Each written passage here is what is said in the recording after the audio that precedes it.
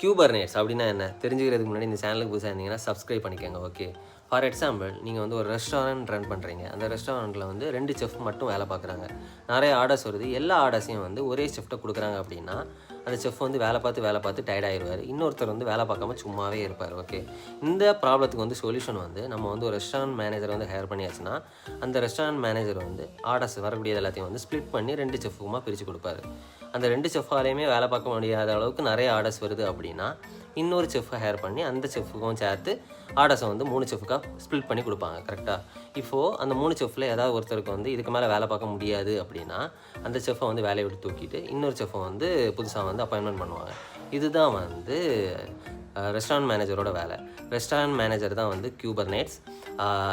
அந்த செஃப்னு சொன்னது தான் வந்து applications, containerized applications. Docker video பார்த்துருப்பீங்கன்னு சொல்லிட்டு நம்புகிறேன். நெக்ஸ்ட் வீடியோவில் நம்ம வந்து ஆட்டோ ஸ்கேலிங்னா என்னன்னு சொல்லிட்டு பார்ப்போம். ஓகே, பா.